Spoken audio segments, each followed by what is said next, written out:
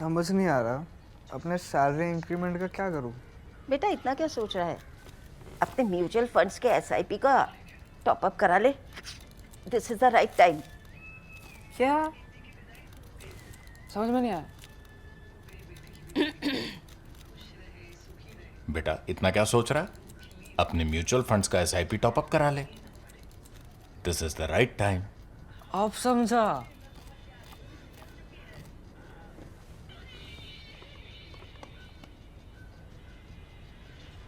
Mutual fund investments are subject to market risks. Read all scheme-related documents carefully.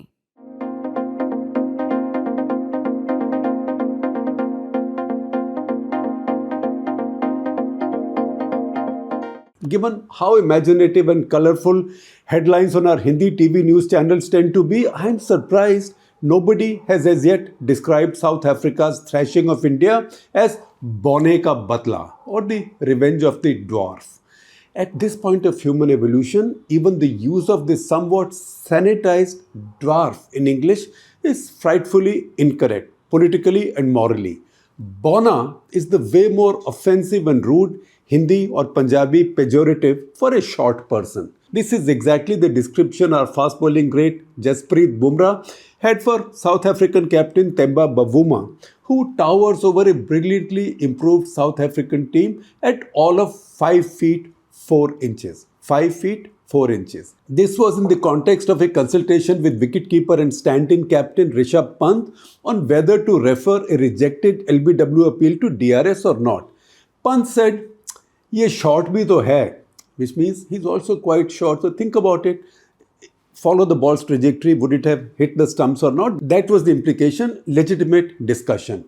Bumrah, sort of in resignation, concurred but used the word bona and ended the sentence with the cuss word used across languages to send compliments to somebody's sister. Ye bona bhi to hai, B dash dash dash dash dash dash dash dash etc. Now galis have become a big part of competitive cricket and nobody any longer bothers about them.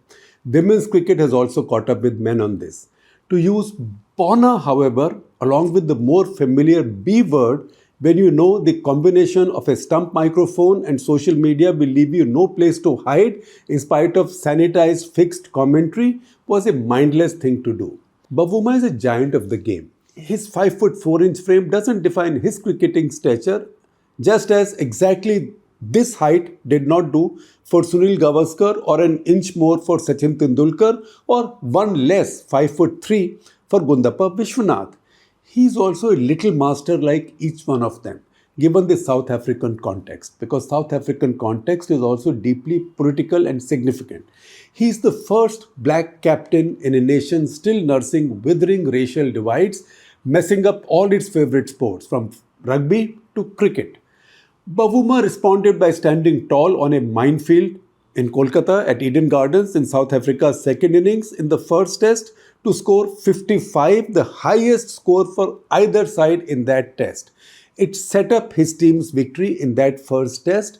This was followed by the giant walloping and humiliation of India by the highest margin, 408 runs at home, to sweep the series 2-0. This came in Guwahati.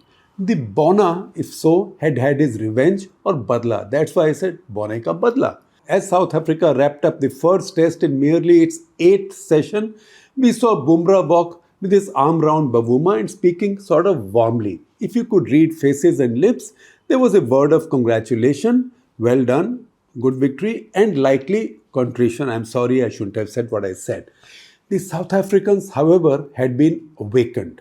Guwahati was their calm payback until the end of the 4th day, when asked why he had made India feel for so long rather than declare earlier, South African coach Shukri Conrad said that we wanted to make them grovel. Chances are that he knew the context. I can say maybe he did not, but no, chances are that he knew the context. He was teaching India cricketing manners in their own kind of language.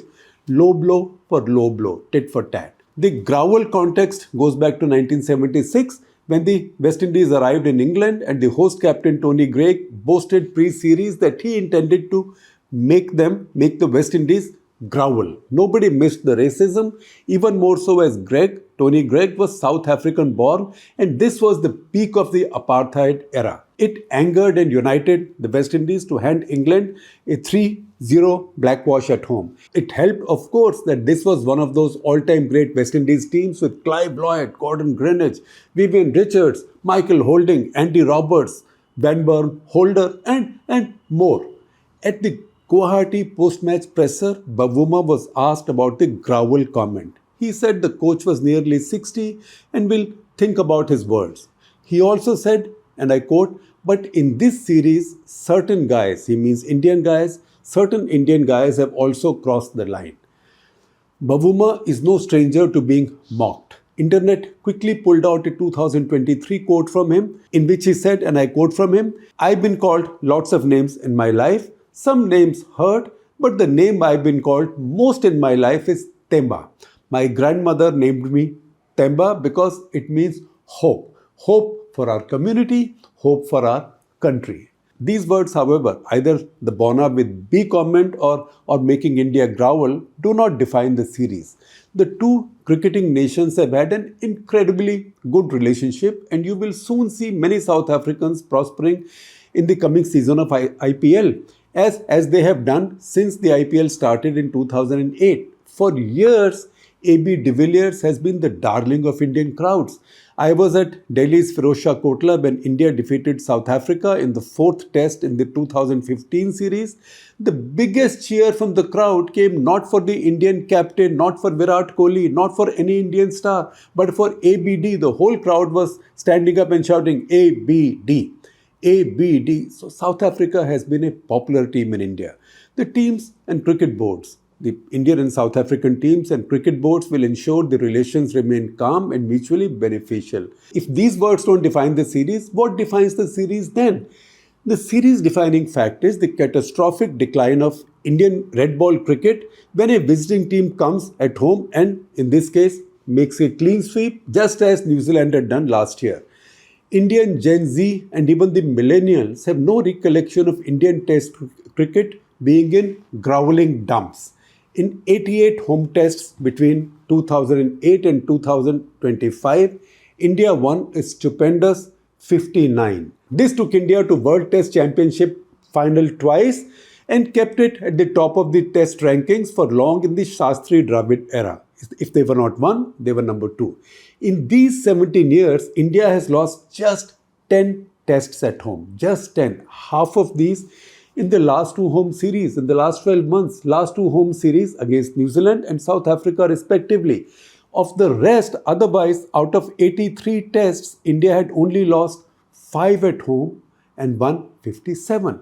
The homespun advantage that made India so unbeatable is suddenly a grave liability. The paradox, just as the brilliantly drawn England series shows and the hard-fought, if lost series in Australia also demonstrated, this India plays better abroad than at home. Two things have gone wrong. One, this Indian team can neither bowl spin nor bat against it. Second, the change of team management puts all-purpose cricketers above specialists. These are the people for whom Imran Khan had discovered a word or maybe coined a word. He used to call them Relu Katta. A little bit of this, little bit of that. That is very rude Punjabi for multi-purpose people, but not very good at anything. And he would always say, you need one Relu Katta, but you can't fill your team with them.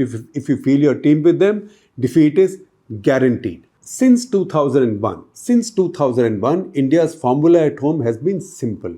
5 specialist batters, 1 attacking wicketkeeper, 2 pacers and 3 specialist spinners. It was also a bonus if a couple of them could also bat usefully at home, particularly when the rival attacks were tired. In the course of time, age and fatigue took their toll on the older spinners. Then the indescribably stupid idea of playing Washington Sundar as a batting off spinner who bowled just 1 over on an 8-session Eden Gardens pitch and 48 in Guwahati for 1 wicket, just 1 wicket. In Kolkata, just 1 over. To add to the absurdity, he was played at number 3 in Eden Gardens in the spot owned by Shubman Gill, Cheteshwar Pujara, Rahul Dravid, most recently in the past Dilip Sarkar, Mohinder Amarnath, Dilip Sardesai and so on. and then relegated to number 8 at Guwahati. How does it make sense? The same batter goes out at number 3 in one test match, at number 8 in the second, in both innings. Nitish Reddy was played as a batting all-rounder as well and bowled all of 10 overs in the 2 innings in Guwahati while scoring exactly the same number of runs, 10. 10 in one innings, 0 in the other. Obviously, his bowling is so poor that he could not even give poor Bumrah a break. Bumrah actually was made to bowl 32 overs in that innings. Tell me the last time you saw Bumrah bowl that many overs in one innings, and that too at home. That was really bowling your greatest but fragile fast bowler into the ground. This is bull-headed. Indian selectors led by the ever so smug Ajit Agarkar should have been watching domestic cricket for some spin talent. I am sure Ranji Trophy would have half a dozen who can bowl better than Sundar or Jadeja today. The batters should have been forced to play domestic cricket and trained to play spin. South Africa came well prepared after a tough drawn series in Pakistan. The larger problem is the BCCI has taken its eye off the red ball. The fan is its customer, and the test cricket the purest, the most valuable form of the game. Check out the viewership figures for the England and Australia series. These were money spinners for the board and also for the channel that took the franchise. BCCI has to forget all politics, cricketing politics and also party politics. So it doesn't matter which party you've come from to get a job. You have to be accountable. You have to show results. Then BCCI can go back to horses for courses. If you have different captains for different forms of the game, you can find different coaches as well. Gautam Gambhir comes from the new age of Indian cricket, the most aggressive form of which is found in his West Delhi. Also Virat Kohli's Karm Bhumi. This is the Kya Ukhad Lega school of cricket. It's difficult to translate, but let me try. Simply put, let's see what you've got. Kya Ukhad Lega school of cricket. For now, he's only managed to ukhado, which is uproot the stumps of Indian Test cricket. He must go along with Ajit Agarkar and his selection committee. They started on a grand campaign to destroy the star system in Indian cricket that they so detested. India's red ball domination has become a collateral damage to this. Do they care? It doesn't matter whether they care or not. They must be held accountable now. This WTC cycle ends with Australia coming here for 5 tests. Unless, of course, the BCCI is happy seeing being made to grovel at home become a habit with India.